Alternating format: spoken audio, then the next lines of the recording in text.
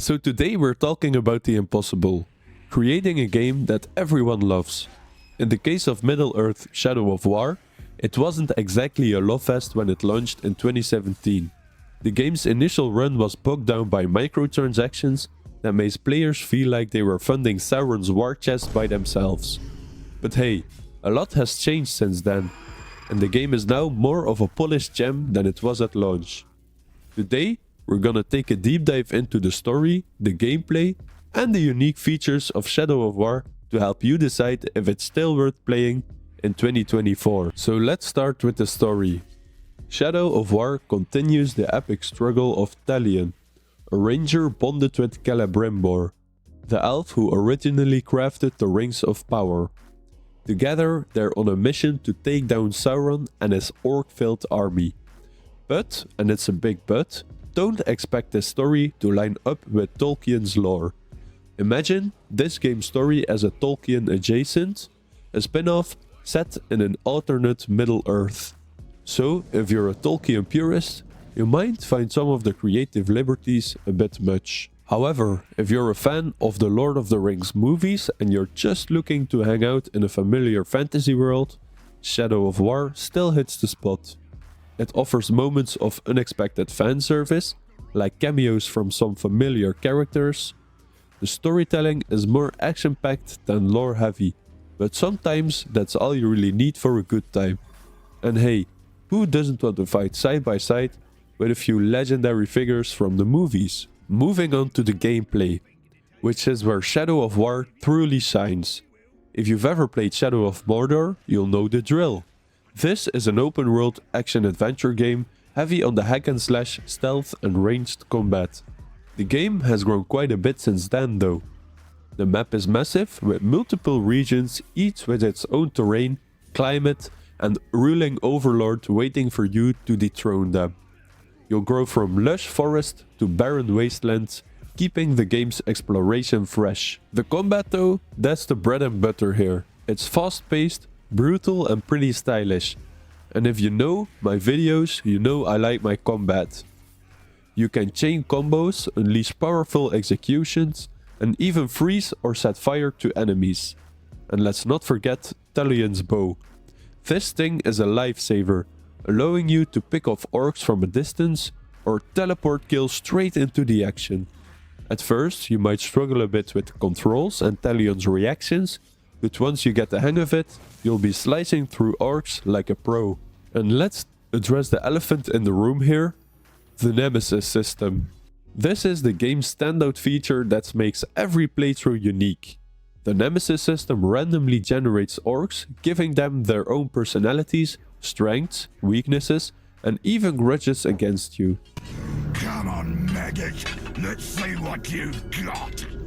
An orc that you defeat might come back stronger, angrier, and itching for revenge.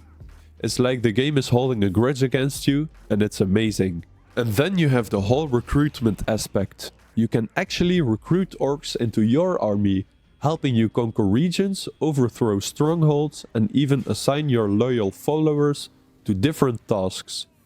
This adds a bit of strategy to the game, since you'll want to balance your orc skills with their enemies' weaknesses. The Nemesis system even makes sure each of your orc's allies has their own personality, making it all the more satisfying or heartbreaking if they get defeated in battle. Stop attacking us! Now, let's talk about Talion's skill set, because Shadow of War lets you customize to your heart's content. The skill tree is split into 6 categories, offering a bunch of options for both stealth and head-on combat styles. If you want to go in silently, picking off orcs one by one, no problem.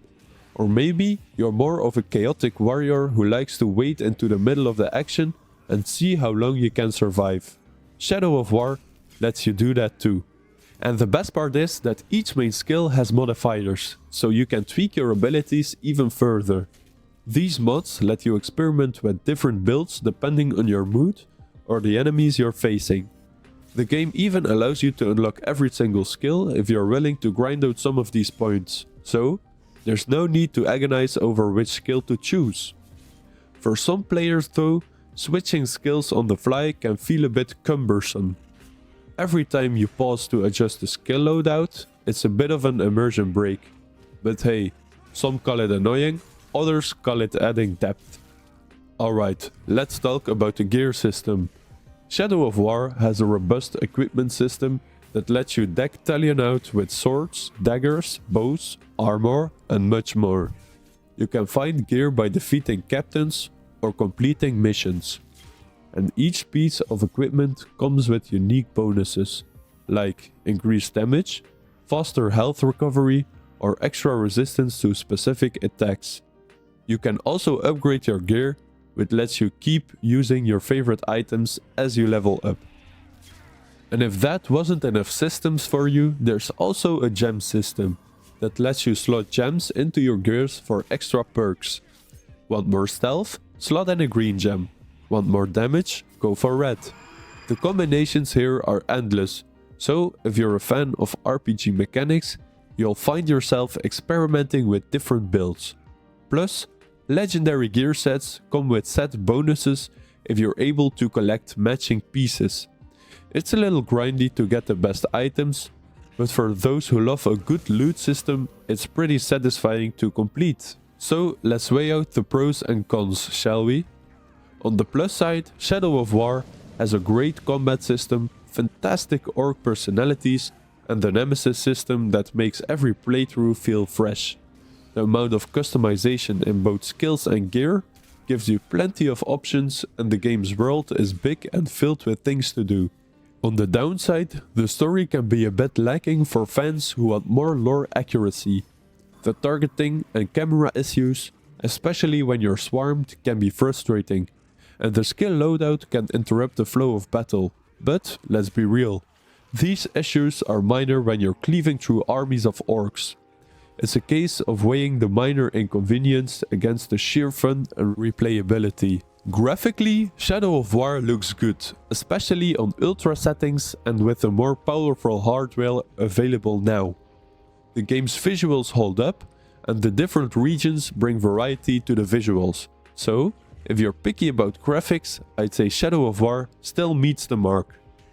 And all things considered, Shadow of War is worth revisiting or trying for the first time if you haven't already. Between the addictive Nemesis system, satisfying combat and endless customization, it's got enough to keep you entertained for hours, even if you're already completed it before. So, if you're down for some orc slaying chaos and don't mind a little creative storytelling, Shadow of War is still a solid pick. You'll find yourself coming back, maybe even like an orc with unfinished business. So let's talk about one more thing, the price. This game goes on sale on Steam for around $2. Yes, $2. Considering the amount of content, the Nemesis system, the expansive open world, the skill and gear customization, it's a pretty insane deal. For the price of just a cup of coffee, you're getting a game that can easily entertain you for dozens, if not hundreds of hours. If you're looking to fill some time or just want a good old fantasy adventure, I'd say that $2 is an easy choice. It's kind of a why not situation. So let me in the comments, did you play this? Did you enjoy it? Are you going to play it? And hey, if you're still in the mood for more games, make sure to check out my next video on Batman Arkham Knight by clicking the bloop on screen. And as always, don't forget to like, share, comment, donate, mess a bit.